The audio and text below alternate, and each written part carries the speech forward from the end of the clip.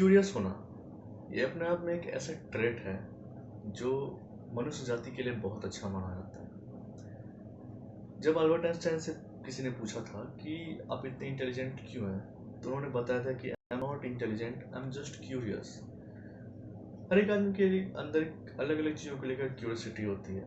कोई खाने के बारे में क्यूरियस होता है, कोई नई नई जगहों पे जाने के बारे में क्यूरियस होता है, कोई नए नए लोगों से मिलने के बारे में क्यूरियस होता है। लेकिन तब क्या हो जब कोई मर्डर करने के बारे में क्यूरियस हो जाए। हेलो दोस्तों, नमस्कार।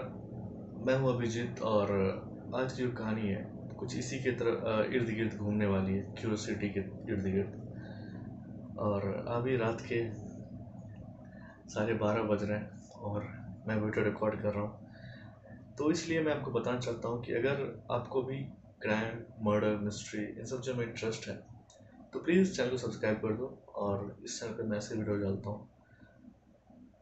चलते हैं बिना किसी टाइम वेस्ट किए आज के वीडियो पे। मैं मेनली फॉरेन जो केसेस होते हैं ना, फॉरेन के केसेस, उस पर ही कंसंट्रेट करूँगा, क्योंकि इंडियन केसेस बहुत सारे यूट्यूबर्स बना रहे हैं। तो मैं मेनली इस चैनल पे मेनली आपको फॉरेन केसेस ही देखने को मिलेंगे। इंडियन भी बनाऊँगा, अगर किसी ने कोई कमेंट किया जो बहुत यूनिक हो तो मैं बनाऊँगा। खैर, आज के केस के बारे में बात करते हैं। तो 26 मई 2023 की रात साउथ कोरिया के बुसान शहर में एक टैक्सी वाले को एक अपार्टमेंट के बाहर एक लेडी रोकती है और टैक्सी वाला रुकता है और वो लेडी अपना सूटकेस लेकर उस टैक्सी में बैठ जाती है। टैक्सी वाले को चलने के लिए बोलती है और टैक्सी चल पड़ता है। टैक्सी जा रहा होता है और फिर टैक्सी वाला जब पूछता है कि आपका डेस्टिनेशन कहाँ है, तो वो लड़की बोलती है नांगडोंग रिवर साइड। नांगडोंग एक रिवर है जो नॉर्थ कोरिया में पड़ता है, बुसान शहर में, और वहाँ पे बहुत सारे जंगल भी हैं। और उस नांगडोंग रिवर साइड के बगल में एक पोर्ट भी है जहाँ पे बहुत सारे लोग जाते रहते हैं। और उस रोड से टैक्सी ड्राइवर पहले भी बहुत बार ट्रैवल कर चुका था, इसलिए उसको कुछ नया नहीं लग रहा था, अजीब नहीं लग रहा था। फिर दोनों जा रहे होते हैं और टैक्सी जो है नांगडोंग रिवर साइड पहुँचकर जंगल के पास वो लड़की टैक्सी को रुकवा देती है। इसके बाद वो लड़की टैक्सी से बाहर निकलती है, अपना सूटकेस निकालती है। सूटकेस निकालते वक्त वो बहुत स्ट्रगल कर रही थी। ऐसा लग रहा था कि सूटकेस के अंदर कोई भारी सामान रखा हुआ है। टैक्सी ड्राइवर को उस पर कुछ सस्पिशन नहीं होता है, कुछ फिशी नहीं लगता है। लेकिन जब वो टैक्सी से बाहर निकाल रही होती है उस सूटकेस को, तो उसको लगता है कि इसके अंदर बहुत कुछ अजीब चीज़ है, बहुत भारी भारी सा है।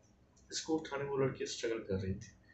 इसलिए वो टैक्सी ड्राइवर, जब वो लड़की जंगल में चली जाती है, रिवर साइड के जंगल में टैक्सी सूटकेस लेकर, तो टैक्सी ड्राइवर उस टैक्सी से बाहर आकर अपने कार का मुआयना करता है, छानबीन करता है कि क्या था उस सूटकेस में। और उसके टैक्सी के अंदर उसको कुछ ब्लड के सैंपल्स मिलते हैं, ब्लड ड्रॉपलेट्स मिलते हैं। एंड उसको कुछ बहुत ज़्यादा फिशी लगता है कि ये बहुत कुछ मतलब अजीब था। फिर वो लड़की वहाँ से रिवर साइड से वापस आती है और इस बार जो था उसका जो सूटकेस था वो बहुत हल्का हो चुका था, वो एक हाथ से उठा के ले आती है।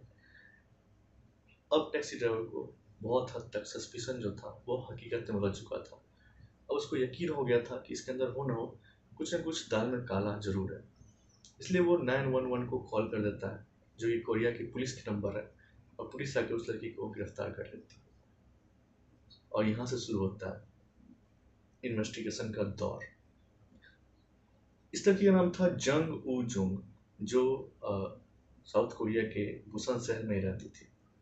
पुलिस जब पहुंचती है और पुलिस जब सब कुछ पता करने की कोशिश करती है कि इसके अंदर क्या था, कौन था, क्यों था, तो लड़की पहले तो बहुत सारी कहानियां बनाती है।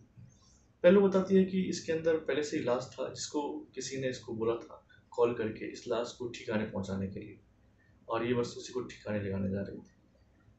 पुलिस को इस बात पे भरोसा नहीं होता है और वो इसके झूठ को पकड़ लेती है और उसको फिर से वार्निंग देकर पूछती है कि सच सच बताओ इसके अंदर क्या था। और उसके बाद जो ये राज खोलना शुरू करती है वो बहुत ही अजीब था। अजीब क्यों था ये मैं आपको लास्ट में बताऊंगा। इसके अंदर बहुत सारे ट्विस्ट आने वाले हैं। बहुत ज़्यादा प्रेशर देने के बाद ये लड़की जब सच बताना शुरू करती है तो वो बोलती है कि इसने एक लेडी का कत्ल कर दिया, उसको 100 बार स्टैब करा था इसने चाकू से, एंड फिर देन उसके बॉडी को डिसमेंटल करा, यानी कि टुकड़े में काटा, एंड उसको फेंकने के लिए आई थी। इस लड़की का नाम था जंग ऊ जुंग, जो ये मर्डरर थी। इसके बारे में थोड़ा मैं आपको बता दूं कि जंग जंग का जन्म नॉर्थ कोरिया के बुसन शहर में ही हुआ था। इनके माँ पापा जो थे ये बचपन से ही अलग रहने लगे थे और ये अपने दादा दादी के साथ रहती थी। इनके मदर फादर के साथ कुछ रिलेशन अच्छा नहीं था और ये अपने दादा दादी के पास ही रह रही थी मम्मी पापा को छोड़कर। इनका जो स्कूली शिक्षा था वही बुसान के एक स्कूल से हुआ था, एंड देन वो कॉलेज चली गई। कॉलेज में ये बहुत लोनर टाइप की गर्ल थी, इसको किसी से मेल जोल नहीं था, किसी के साथ ये घुलती मिलती नहीं थी और ज़्यादा किसी से इसको लेना देना था नहीं। स्कूल में पढ़ाई में भी ये बहुत ज़्यादा एवरेज थी, मतलब स्ट्रगल करके करके पास करती थी हर एक exams, and she was not a good girl, she was not a topper type of girl. बहुत अकेले रहती थी, बहुत अजीब सी रहती थी। और देन कॉलेज पास करने के बाद इसको किसी भी दोस्त से कोई दोस्ती कोई कांटेक्ट नहीं था। पुलिस फिर पूछती है कि इसके पीछे तुम्हारा मोटिव क्या था, क्योंकि हर एक हत्या के पीछे ना कुछ कारण होती है। जब कारण बताती है तो ये बोलती है कि कुछ कारण नहीं था, मैंने बस ऐसा ही कत्ल कर दिया। पुलिस जब इससे उस हत्या का मोटिव पूछती है तो इसके पास कोई मोटिव नहीं होता। ये बोलते हैं कि मैंने कोई मोटिव से नहीं मारा है, मैं बस क्यूरियस थी इसलिए मैंने मर्डर कर दिया। मैं बस जानना चाहती थी कि मर्डर करके लगता कैसा है। I want to feel that pleasure और पेन, कि मर्डर करके कैसा फील होता है। पुलिस को थोड़ा अजीब सा लगा एंड पुलिस फिर से इसके पीछे और तहकीकात करना स्टार्ट कर देती है।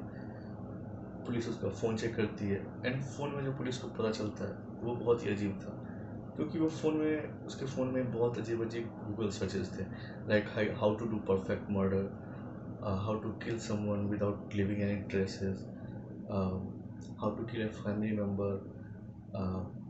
ये सारी की सारी चीज़ें, बहुत अजीब अजीब सी चीज़ें उसके फ़ोन में सर्च में मिले थे। पुलिस को पता चलता है कि जब से इसने कॉलेज पास करा है और तब से इसके किसी दोस्त से इसका कोई कांटेक्ट नहीं था। ये बहुत से एग्जाम से तो ऑलरेडी फेल हो चुकी थी, इसके कारण ये डिप्रेशन में जा रही थी एंड इसे कुछ स्ट्रेस बहुत ज़्यादा रहने लगा था इसके अंदर। एंड जिसके बदले ये ऑनलाइन यूट्यूब की या फिर ये ऑनलाइन बहुत सारे ऐसे ट्रू क्राइम वाले कंटेंट देखने लगी थी और उससे इंस्पायर होकर इसने ये कत्ल कर दिया।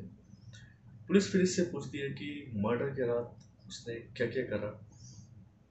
खैर साउथ कोरिया में किसी भी विक्टिम का जो आइडेंटिटी है वो पब्लिसाइज करना ये एक कानूनन अपराध है, इसको प्रोहिबिटेड किया गया है।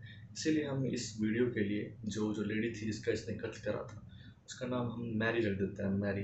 तो अब से मैं उसको मैरी नाम बोल के तुम लोग को बोलूँगा, ठीक है? तो समझ जाना कि वो जो लेडी जो जिसका मर्डर हुआ था मैं उसके बारे में बात कर रहा हूँ।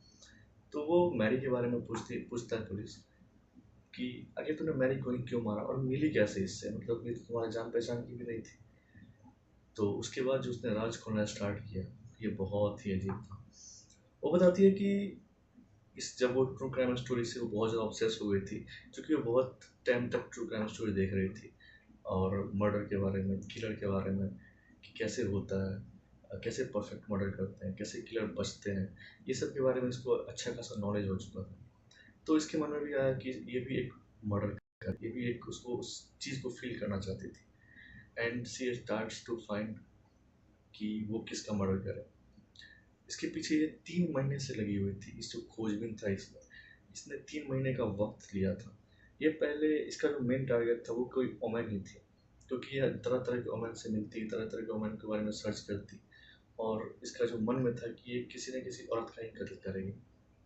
इसने देन एक कोरिया में साउथ कोरिया में एक ट्विटर ऐप होता है, ट्यूटर ऐप, जहाँ पे जो लोग होते हैं वो पार्ट टाइम पढ़ा के बच्चों को कोचिंग दे के अपना पैसा कमाते हैं।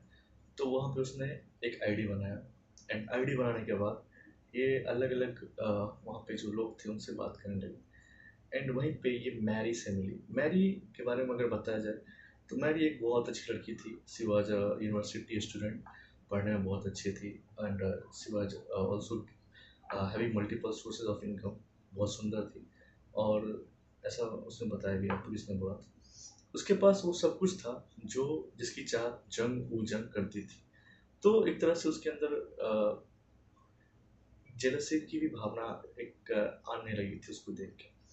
Then she start to chat with her, और वो उससे चैट करती है एक 9th स्टैंडर्ड के बच्चे की माँ बन के।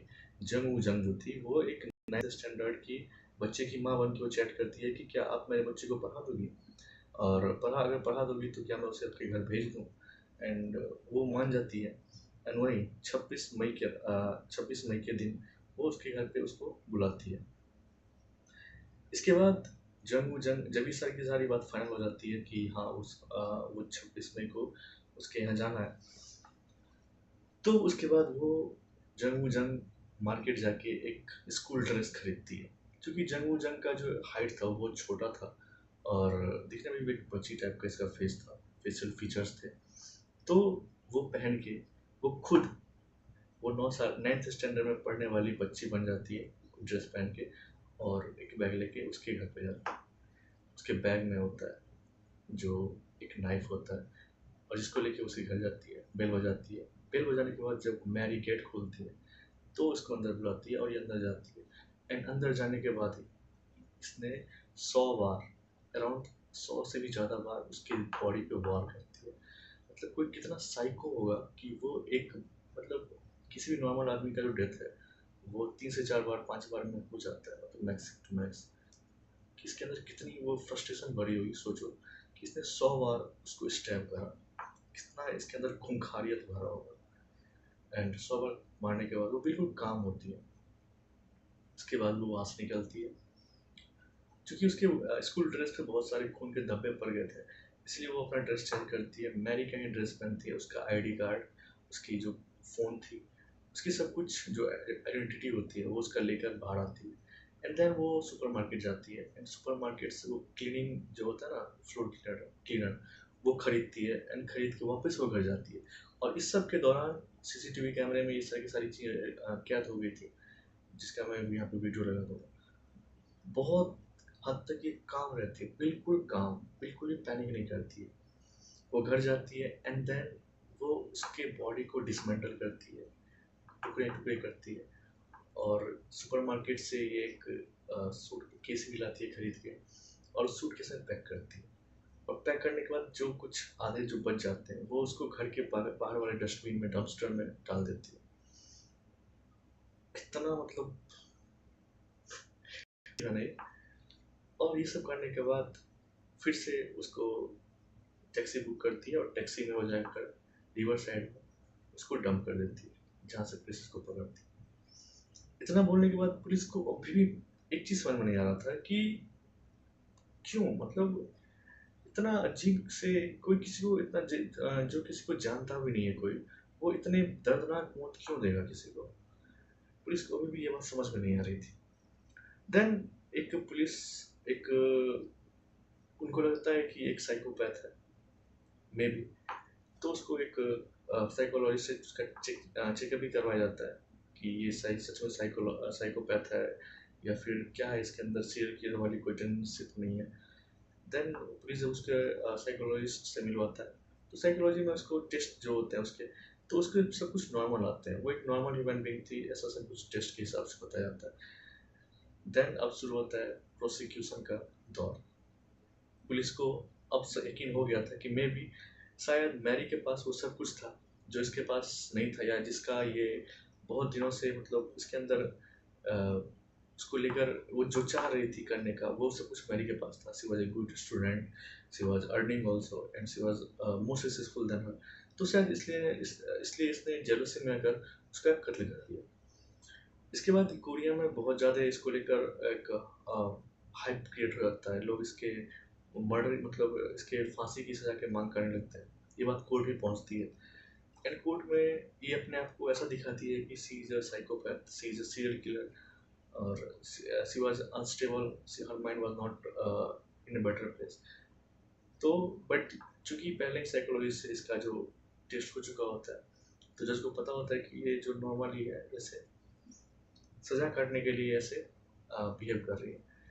फिर भी बहुत दिनों तक इसका जो है सज़ा चलते रहता है एंड बाद में जज इस धीरे पहुंचती है कि पहले तो लोग बोल रहे थे कि इसको फांसी की सज़ा दे दी जाए, बट जज ने इसके सज़ा को फांसी की सज़ा को बदल कर इसको उम्र कैद की सज़ा मतलब लाइफ टाइम इम्प्रिजमेंट की सज़ा दे दी जाती है और केस यहीं पे खत्म हो जाता है। अब यहाँ पे जो दो बातें समझने में मैं तुमसे क्वेश्चन करना चाहता हूँ कि ये सारे के सारे चीज़ों के पीछे तुम किसको दोषी मानते हो?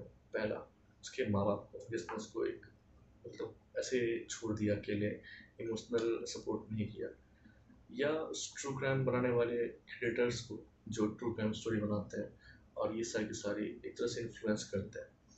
अपना व्यू जो है वो कमेंट में ज़रूर बताना और मैं मिलूँगा तुमसे एक नए वीडियो के साथ एक नए वीडियो में। और तब तक के लिए अपना ख्याल रखना, सब्सक्राइब कर दो यार, और इस चैनल पे ऐसे वीडियोज आते रहेंगे, सब्सक्राइब कर दो, बेल आइकन को दबा दो और मैं मिलूँगा अगले वीडियो में। तब तक के लिए अपना ख्याल रखना, गर्मी बहुत पड़ रही है तो पानी पीते रहना, अपने परिवार वालों का ख्याल रखना। Bye, piece.